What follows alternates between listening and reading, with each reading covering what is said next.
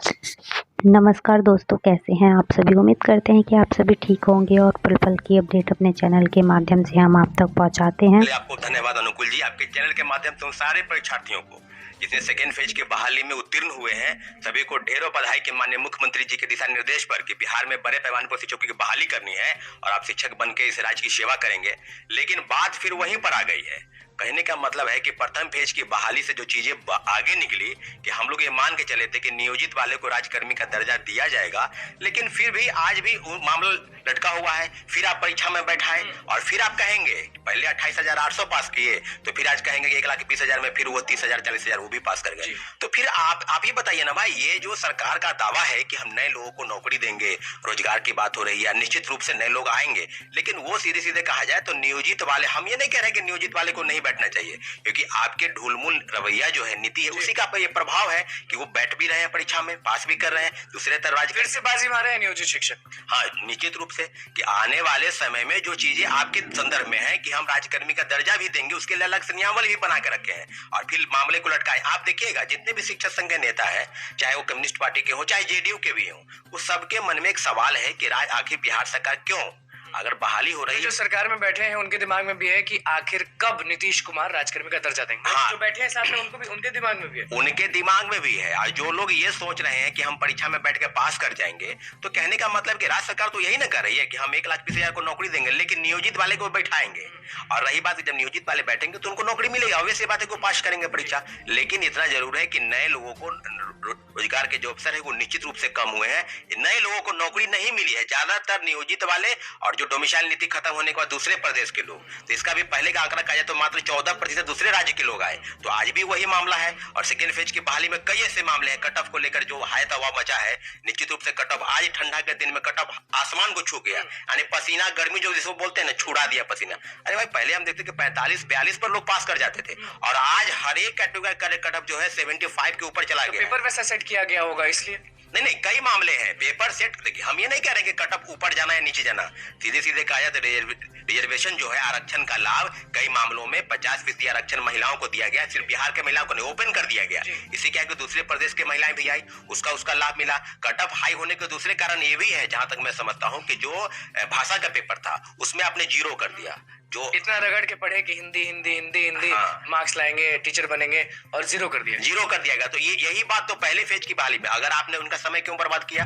प्रथम फेज की बहाली में हिंदी की अनिवार्यता सही थी और सेकेंड फेज की बहाली में समाप्त हो गई। इसके पीछे कई कारण है। अतुल प्रसाद जी कई मामलों के जवाब नहीं दे पाए। फिर इसके अगर कहेंगे हिंदी वाले में, तो आप ही तो कहते ना कि बेहतर भाषा का अगर इंग्लिश, अंग्रेजी या जो भी है उसको जानकारी होना चाहिए, तो क्या सेकेंड फेज की बहाली में उनको जानकारी नहीं होना चाहिए? तो कैसे आप शिक्षक बहाल करेंगे? अच्छा, टीआरई 2.0 का रिजल्ट इतना जल्दी आ गया, फिर आंसर की भी जारी कर दिया गया था उसी दिन, फिर भी लोग नाराज क्यों रहते हैं अतुल प्रसाद से? देखिए, खास कारण हो। देखिए अतुल प्रसाद जी कई मामलों में हम उनको स्वागत करते हैं, लेकिन सेकेंड फेज की बहाली में जो हाई कट ऑफ गया है उसके पीछे रिजर्वेशन का पालन नहीं किया गया है। महिलाओं को दोहरा रिजर्वेशन, एक 50% जो ओपन है उसमें, अब 35% आरक्षण, तो बिहार के महिलाओं को न मिलते हुए उसको भी ओपन किया गया, दूसरे प्रदेश के महिला का है। तो हम ये नहीं कह रहे, लेकिन इतना जरूर है कि बिहार के कई मामलों में कहा जाए तो कट ऑफ का हाई गया। प्रथम फेज की बहाली, सेकेंड फेज की बहाली में निश्चित रूप से कट ऑफ हाई गया है।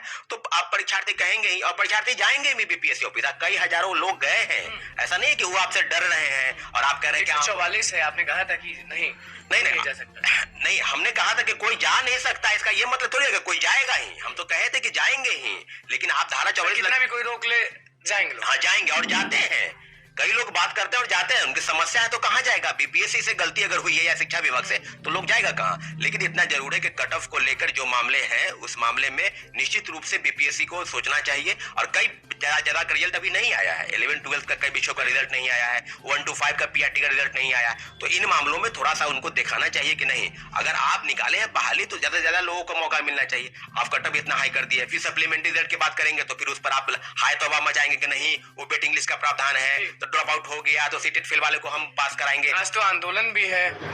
बिल्कुल, आपके चैनल के माध्यम से हम सारे अभ्यर्थी जो पटना में मौजूद हो गए हैं या पटना पहुंचने वाले हैं, सब गर्दनीबाग धरना स्थल पर मौजूद हो जाएंगे और 10 साढ़े 10 तक सभी लोग आ जाएंगे। और 11 बजे से हम लोगों का राज्यव्यापी आंदोलन पटना के गर्दनीबाग ऐतिहासिक धरना स्थल से शुरू होगा। और निश्चित रूप से सप्लीमेंट्री रिजल्ट को लेकर जो वादा खिलाफी हुआ बीपीएससी से, बीपीएससी चेयरमैन की तरफ से, कि आपने कहा था कि ड्रॉप आउट को बाहर करेंगे, मल्टीपल रिजल्ट वाले को बाहर करेंगे, जो फर्जीवाड़े तरीके से नियुक्त हुए उनको बाहर करेंगे, तो डाटा अभी भी कहा जाए तो 93-94 हजार लोगों को ही नियुक्ति दी है, तो फिर अभी भी पद खाली है। अच्छा, ये इल्जाम जो आप लगा रहे हैं कि इस बार भी अगर नियोजित शिक्षक जो हैं वो बाजी मार रहे हैं तो फिर से घेलमेल होगा, कुछ होगा, झोल होगा रिजल्ट्स में? नहीं, देखिए ये सब सुनियोजित तरीके से क्या है, एक राजकर्मी का दर्जा नहीं देना है, उसको परीक्षा में बैठाना है, पास करेंगे तो नौकरी में है ही ना, उनको क्या हुआ, राजकर्मी का सीधे दर्जा मिलेगा, कोई विशेष लाभ तो मुझे नहीं लगता कि होगा, वेतन में थोड़ा सा बढ़ोतरी होगा, लेकिन नए लोगों का अवसर कम होंगे, वो नए लोग उन पर आने चाहिए। आपने वादा किया था 1,20,000 जो भी पद निकाले उसमें नए लोगों को नौकरी मिले,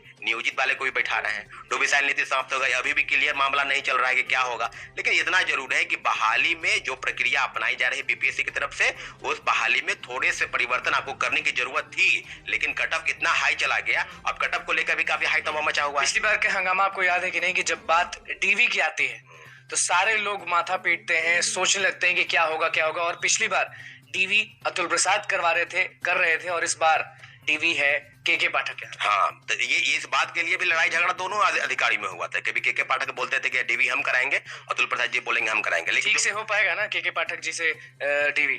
क्योंकि पिछली बार बहुत हंगामे हुए थे। नहीं, मुझे लगता है कि अगर बीपीएससी अगर डॉक्यूमेंट का वेरिफिकेशन करती अपने स्तर से तो बेहतर होता। के पाठक पे भरोसा नहीं? नहीं, बिल्कुल भरोसा नहीं है, वो तो कर लिए ना काम ना, सीटेट फेल वाले को आपने ज्वाइनिंग कराया, एसटीईटी का डिग्री ने उनके पास ज्वाइनिंग कराया, बीसीए, एमसीए, एमटेक कई सर्टिफिकेट। पिछली बार तो अतुल प्रसाद ने कराया था डीवी।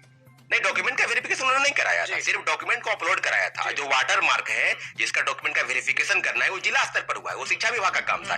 इसी दोनों के झगड़े के बाद मुख्यमंत्री जी के हस्तक्षेप के बाद ये मामला हुआ कि शिक्षा विभाग का डॉक्यूमेंट का वेरिफिकेशन करेगी, डॉक्यूमेंट सिर्फ अपलोड कराया गया था। आप चाहते हैं अतुल प्रसाद ही सब चीज करे? नहीं, अतुल प्रसाद जी सब कुछ नहीं करे, लेकिन बीपीएससी करा दी तो बेहतर होता। ये मेरा निर्णय नहीं है, ये तो राज्य सरकार फैसला करेगी, लेकिन इतना जरूर है कोई भी डॉक्यूमेंट का वेरिफिकेशन करे, चाहे शिक्षा विभाग चाहे बीपीएससी, सही तरीके से करे, ठोक बजा के करे। कि हम ऐसे ठोक बजा के मतलब कि शिक्षा सीटेट फेल वाले को आपने नियुक्ति दिया ना, एसटीईटी की डिग्री नहीं उसको नियुक्ति दिया, कंप्यूटर दिया, फिर कह रहे हैं, फिर इल्जाम लगा रहे हैं कि जो योग्य नहीं थे उन्हीं को नियुक्ति दे दी। अरे हम क्या इल्जाम लगाएंगे? अभ्यर्थी खुद सामने आए थे प्रेस के, मुकेश जी झारखंड के हैं, वो आए थे, पूजा करिश्मा, कई अभ्यर्थी, सैकड़ों अभ्यर्थी सामने आए थे, तो प्रेस के माध्यम से जो चीज क्लियर है आपके मन में सवाल है वो सवाल अभ्यर्थी नहीं करेंगे क्या? बीपीएससी का घेराव नहीं करेंगे? कोई रोक लेगा क्या? कोई नहीं रोकने वाला है।